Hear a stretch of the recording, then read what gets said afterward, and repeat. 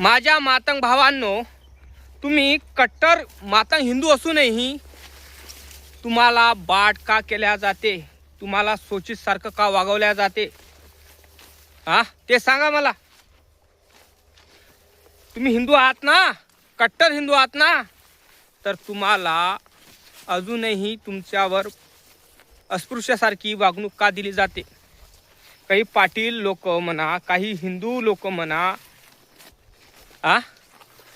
तुमच्या घरी डेट होते कोणाची, तर त्या हिंदू मशानभूमीमध्ये का जाळल्या जात नाही ते सांगा मला. आहे कोणापाशी प्रश्नाचं उत्तर? तुमचा तो डोंबळा कसबे म्हणतो की पाटलानं मांगाचा चेहरा पाहिल्याशिवाय पाटलाचा दिवस साजरा जात नाही.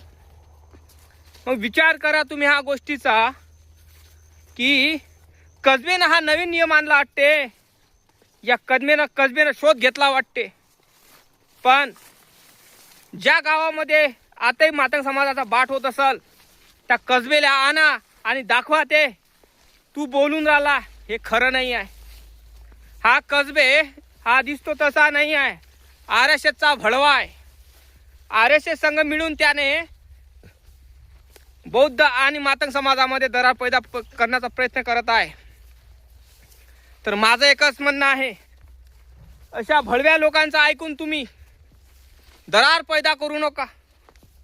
कारण दरार पैदा करत असाल तर उद्याची पिढी येणारी वाप करणार नाही तुम्हाला. काही मातंग समाजाचे पुढारी आहे, 2-3, 4-5 नमुने, की ते मातंग समाजातील काही लोकांना, स्त्रियांना, रील स्टारना भ्रमित करून त्यांना फक्त सोशल मीडियावर म्हणा त्यांना आंदोलन उस्कवत आहे.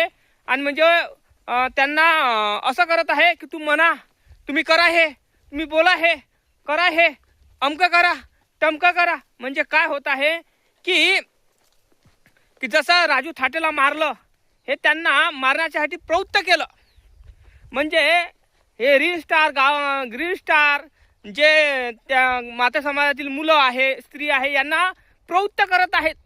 हे माता समाजातील नेते हे काय करत आहे, आपली संघटना बनवत आहे आणि तुमच्या भरोशावर जाती जातीमध्ये टेंड मार करून आपली पोळी भाजत आहे. कळलं काय? पोळी भाजण्याचं काम चालू आहे. पण आपण शिकलेलो आहोत, अडाणी नाही. कळलं काय? आपण शिकलेलो अडाणी नाही. अशा लोकांच्या मागं लागून तुम्ही स्वतःचं जिंदगीचं वाटोळ करू नका, हे माझं मत आहे. कारण मातंग समाज स्वतःला हिंदू म्हणत असेल, पण हिंदू नाही तो. आणि तुम्ही कितीही म्हणत असा स्वतःला हिंदू आहे, तर मग मलाही सांगा, पाटलाच्या घरासमोर तुमचे घरं का नाही रे? अबे तुमच्या घरं माहिती कुठं होते? गोदरीत जिथं वास येतो लोक तिथं हागायला जात होते, तिथं घरं होते. त्या बाबासाहेबाच्या मुळे आपण गावात आलो, गावात आपल्याला घरं मिळाली. कळलं काय? नाहीतर गाव कुसा बाहेर होती, कुराची झोपडी, कोणी तिथं येत नव्हतं. तिथं लोक फक्त सकाळी सकाळी टम्परेट घेऊन हागायला येत होते. विचार करा, आणि त्याचा वास आपल्या घरात येत होता. अरे तुम्हाला माहित नाही रे, स्वतःला तुम्ही हिंदू घोषित करता, वज्रमुठीत हिंदू म्हणता आणि कट्टर हिंदू मातंग म्हणता. अरे तुमचा वापर करून राहिला रे, वापर करून राहिले. मग स्वतःला तुम्ही हिंदू म्हणता, हिंदू घोषित करतात, तर तुम्हाला बामण्याच्या पोरी तुमच्या घरात का नाही आहे? बामण्याच्या पोरी तुमच्या घरात का नाही आहे? मोठ्या मोठ्या जातीतील पोरी तुमच्या घरात का नाही आहे? आणि तुम्हाला जवळ का बनवून घेत नाही कोणी? मलाही सांगा. तुमच्या घरी कुठलाही तुमच्या घरी कुठलाही फंक्शन राहते, एखादा नवरदेव काढतो, तर पाटलाच्या घरापासून जाते, तर त्याला नवरदेव घोडीवर बसला राहते, त्याला उतरवून दिला जाते. म्हणजे अशा पद्धतीचे कांड होऊन राहिलेले आहे, घटना होऊन राहिल्या महाराष्ट्रात, आपल्या इंडियात. मग विचार करा, त्या कसबे डोंबळ्याला काही माहीत नाही. तुम्हाला माहीत नाही, त्या बाबासाहेब आंबेडकरांनं गांडीचं फळान गळ्यातलं मडकं काढलं. त्याला विसरलो आपण, आणि RSSच्या भडव्यांना आपण बाप म्हणणं चालू केले. अरे भावांनो, दरार पैदा होऊन राहिली, सुधरा जरा. त्या लोकांच्या मागं लागून तुम्ही आपल्या भावामध्ये झगडे करू नका.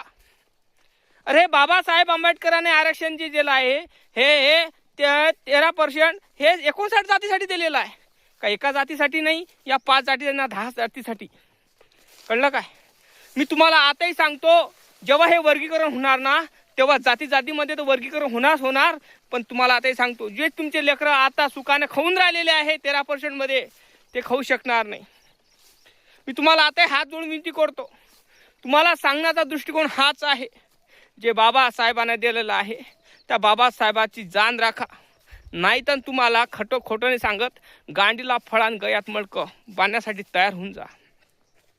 कारण बाबासाहेबानं हे जे आपल्यासाठी केलं, हे कोणाच्याच मायच्या लालनं आणि कुठल्या मंत्रीनं ना कुठल्या संत्रीनं या कुठल्याच बापानं केलं नाही. फक्त हा बापाचा बाप, हा बाबासाहेब आंबेडकर, एकच साहेब बाबासाहेब आंबेडकर यांनी केलं. कळलं का? माझ्या मातंग समाजाला एकच सांगतो, तुम्हाला तरक्की करायची असेल तर बुद्धाकडे वळा. बुद्ध घ्या, बुद्ध स्वीकारा. बुद्ध स्वीकारल्याशिवाय तुम्ही तुमची अधोगती करू शकणार नाही. कारण बाबासाहेब आंबेडकरांनी आम्हाला बुद्ध दिला. आम्ही आरक्षणाच्या भरोशावर आम्ही मोठं झालो नाही, आम्ही बुद्धाच्या भरोशावर मोठं झालेलो आहोत. बुद्धाचं अस्तित्व आम्ही जाणवलं. बाबासाहेबांनी आम्हाला बुद्ध दिला, त्या कारणामुळं आम्ही समोर गेलो. आणि तुम्हाला असं वाटत असेल आम्ही आरक्षण खाल्लं, कितीतरी लोक तुम्ही म्हणतात आरक्षण खाल्लं, महाराणी खाल्लं. हे लक्षात ठेवा, महाराणी आरक्षण खाल्लं नाही, महाराणी आरक्षण दिलं. आणि तुम्ही स्वतःला हिंदू मातंग म्हणत असाल तर तुम्ही बेवकूफ आहात. तुमच्या गांडीला फळा गळ्यात मडकं टाकन ना तरी म्हणा तुम्ही स्वतःला हिंदू मातंग. तुमच्या आई बहिणीवर अत्याचार कोणीही करत असाल ना तेव्हाही म्हणत राहाल हिंदू मातंग. म्हणजे हिंदूचा काय करून राहिला, विटाळ करून राहिला, असं होऊन राहिलं. मग कळलं काय? हिंदू स्वतःला हिंदू म्हणता ना, हिंदूचा काय करून राहिला, विटाळ करून राहिला. हे लक्षात ठेवा माझ्या मातंग भावांनो. गाव कुसा बाहेर होती आपली झोपडी आणि कोणीही आपल्याला गावात आणलं नव्हतं. फक्त बाबासाहेब आंबेडकरांनी आपल्याला गावात आणलं. शिक्षणाचा अधिकार दिला, जगण्याचा अधिकार दिला, बोलण्याचा अधिकार दिला. आणि त्यालेच आपण बेमान होत असल तर आपण लेकरं काहीच कामाचे नाही. कळलं काय? ज्या बाबासाहेब आंबेडकरांनी आपल्याला जगण्याचा अधिकार दिला, ज्या बाबासाहेब आंबेडकरांनी आपल्याला शिक्षणाचा अधिकार दिला, त्याले बेमान झालेलो आहो आपण. हे लक्षात ठेवा. आणि तुम्ही बेमान होत असाल तर येणारी पुढची पिढी हे कधीही माफ करणार नाही. तुम्हाला असं वाटत असेल आरक्षण हे याचं वर्गीकरण झालं पाहिजे, वर्गीकरणही झालं ना तर सारा उपभोग हे बामण आरक्षण घेणार, तुम्ही घेणार नाही. कारण तुम्ही शिकू शकत नाही, कारण तुमच्या हाती डफळं दिलेलं आहे. कारण का सांगून राहिलो, जेव्हा अण्णाभाऊ साठे यांची जयंती होती तेव्हा डफळं वाटलं. कारण अण्णाभाऊ साठेंनी डफळं काय हाती घेतलं होतं तुम्हालाही माहीत आहे ना, की लोकांना जागृत करण्यासाठी. आणि अण्णाभाऊ साठेंच्या जयंतीच्या वेळेस तुम्ही पेनं पुस्तकं वाटले असते, खूप बरं वाटलं असतं. पण नाही, तुम्हाला अजून एक टन टन टन टन टन टन टन टन डुबुक डुबुक डुबुक डणक डणक डणक डणक डुबुक डुबुक असं करायचं वाटते तुम्हाला. ह्या कारणामुळं सगळ्याला कामोकामी लावण्यासाठी डफळे वाटले होते का ते सांगा मला अण्णाभाऊ साठेंच्या जयंतीच्या वेळेस. अरे सांगायचा दृष्टिकोन हाच आहे की भावांनो, करून काय राहिलो आपण काही समजून राहिलं नाही. अण्णाभाऊ साठे यांनी 1.5 दिवस शाळेत जाऊन मुंबईच्या ठिकाणी शिक्षण घेतलं. पण त्यांना 1.5 दिवस शाळेत जायचं का पडलं? कारण काही त्यांना अस्पृश्याच्या जातीविरोधात त्यांना मानसिकता आणि त्यांना शोषित म्हणून हिणवलं गेलं. त्या कारणामुळे 1.5 दिवस शाळेत गेले ते. मग मुंबईच्या ठिकाणी जाऊन त्यांनी अभ्यास केला. तरीही आपल्याला हे माहीत नाही अण्णाभाऊ साठेंचं शिक्षण कसं आहे, अण्णाभाऊ साठेंनी काय काय केलं. अरे हे आपल्याला माहीत नाही. कारण का माहीत नाही? कारण तुम्हाला अजून अण्णाभाऊ साठे कळलेच नाही.